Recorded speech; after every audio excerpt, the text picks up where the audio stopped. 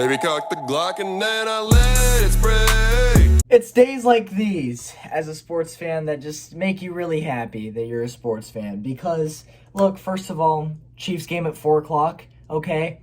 In literally 30 minutes from now, the Rays play their Game 4 World Series game. So this is perfect timing. The Chiefs game just ends, and then I get to switch jerseys and just watch a completely different sport that's also my team. It's awesome. It's completely awesome. It's days like these. They don't happen every year either. They don't happen every year.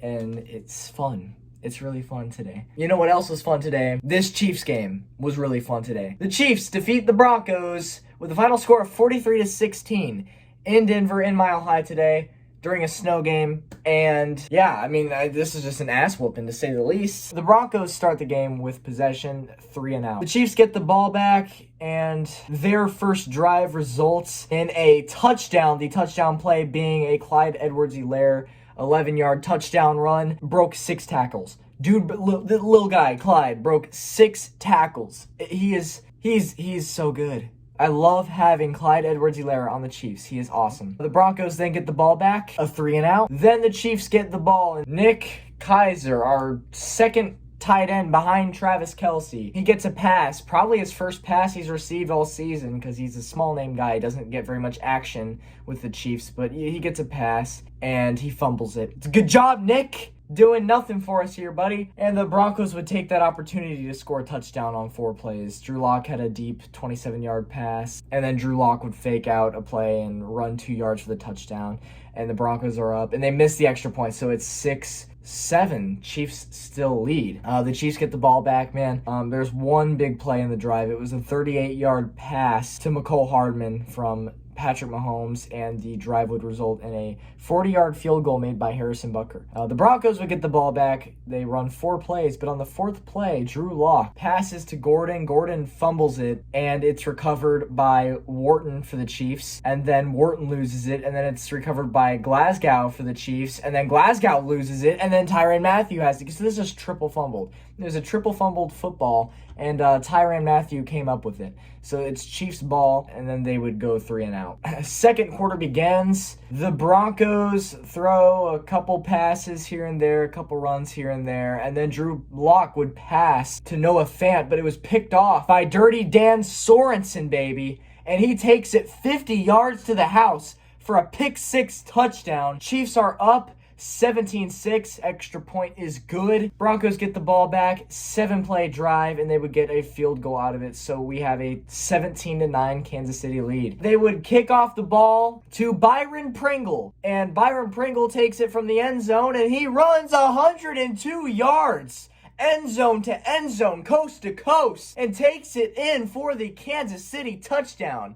Chiefs are scoring all kinds of different ways today. Pick 6, Clyde Edwards-helaire touchdown, and now you have a kickoff return touchdown here by Byron Pringle. Byron Pringle, I'm going to say it, he's a good player. I like having Pringle on the roster. He's a hard worker, and I think he's very fitting as a Chief. So the Chiefs have a 24-9 lead, and then they would punt it to the Broncos. They go 3 and out. Chiefs get it, they go 4 and out. So that would be it for the half. The Chiefs start the third quarter with the ball. They go 3 and out. The Broncos then get the ball back. Drew Lock hands it off to Melvin Gordon. Melvin Gordon then throws it back to attempt a flea flicker, and it was over Drew Lock's head, bounced off his fingers, picked up by Frank Clark, and Frank Clark has it, and it's Kansas City football. That was the weirdest flea flicker attempt I think I've ever seen because it was a complete backlash fail. But I'll take it, man. The Chiefs then take that opportunity to score a field goal from Harrison Butker. It's 27-9 Kansas City in the third quarter. The Broncos have the ball back. They run a 4-minute, 30-second drive that lasts 9 plays, and they go for it on 4th and 5, and Breland tackles him just short of the first down, and it's a turnover on downs to the Chiefs. The Chiefs take the ball. Oh, I am so sorry I forgot to mention Le'Veon Bell. Le'Veon Bell played his first game with the Chiefs today. And look, if the Rays weren't still on their playoff run right now, playing every single day, my channel would just be cluttered with Chiefs videos. I would have made a video of my reaction to signing Le'Veon Bell. So this is my first time actually mentioning the Chiefs having Le'Veon Bell. I'm just going to say this, man. I hated him so bad in 2016 when we lost to the Steelers. We didn't just lose to the Steelers. We got blown out by the Steelers early in the season. Back in 2016, it was like 42-13. It was a bad game. And then later that year, we'd lose to the Steelers in the divisional round, and I still hated him even more after that game. And then, oh man, it's just the Steelers. I don't like the Steelers, and I know the Chiefs don't really have any beef with them anymore, but back in the Alex Smith days, man, Steelers were my least favorite team. Like, I probably hated the Steelers more than the Patriots. So, having to play Le'Veon Bell all the time, that sucked. I hated it so badly, and now he's a Chief, so we're good. It's cool. We have him now. He's ours, and I'm happy about it because he's a good player. If he wasn't a good player, I wouldn't have hated him. Le'Veon Bell, he has a 16-yard run here in the third quarter. I think he had another 16-yard run, which is longer than any run that he had with the New York Jets in his career with the New York Jets. So it just goes to show how much of an embarrassment that franchise is. Yeah, so anyways, later down this drive, Harrison Butker nails a 26-yard field goal. It's 30-9, Kansas City. The Broncos get the ball back. They have 5 plays, and Drew Lock ends up throwing an interception to Tyrann Mathieu. Another turnover, another interception for Kansas City. It's just one of those games where from start to finish, you're having fun watching it. It's not like that every day. It doesn't matter how good or bad your team is. Games like these are pretty rare, where you're just having fun from start to finish. So yeah, I will definitely take that. So the fourth quarter begins for the Chiefs. Patrick Mahomes has a pass to Kaiser. Oh boy, Kaiser actually held on to the ball this time, ran 22 yards. It's a pretty big play there. And then they keep going down, and Patrick Mahomes, who is on a 16-game touchdown pass streak, longest in Chiefs franchise history, who has not had a touchdown pass yet in this game, has one here in the fourth quarter as he throws a 10-yard, he throws a short pass to Tyreek Hill, and Tyreek takes it 10 yards to the end zone for the touchdown. Butker makes the extra point. It is 37-9, Kansas City, and this is the point in the game where you're just like laughing. You're just laughing. So the Broncos get the ball back, and Drew Lock makes a couple decent plays here and there. I'm not big on Drew Lock. I don't think he's that good. Melvin Gordon eventually would have a 3-yard touchdown run, and McManus would make the extra point. So the Broncos get another touchdown. It's 37-16, Kansas City. The Chiefs get the ball back. 4 minutes left in the game. And guess what happens? We benched Patrick Mahomes. We benched Clyde Edwards-Helaire.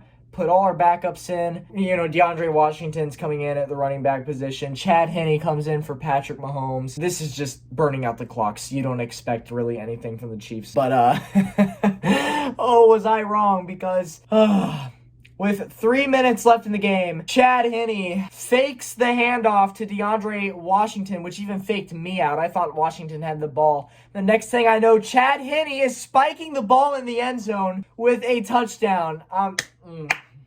Chad Henne, GOAT status. I loved Matt Moore last year. He was a great quarterback to have. Played some good games when Mahomes was injured, but it's always fun when your backup has a touchdown or plays good. So Chad Henne gets 4 minutes of playing time, not even, and here he is with a touchdown. And it was just one of those things where you just laugh at because you're already kicking their ass in the first place, and then you throw in a backup quarterback touchdown run. It's just adding insult to injury. Harrison Butker actually missed the extra point, so that would be the final score of the game. It's 43-16, Chiefs final here. And something else I forgot to mention. Tommy Townsend had an absolute dime of a kick early in the game. He booted it and landed it on the 1-yard line. Yeah, I'm a really big fan of Tommy Townsend so far. I had no idea who he was. All I know is that my entire life Colquitt has been the Chiefs punter, or at least it's crazy because Colquitt has been the Chiefs punter since I was 2 years old. 2 years old.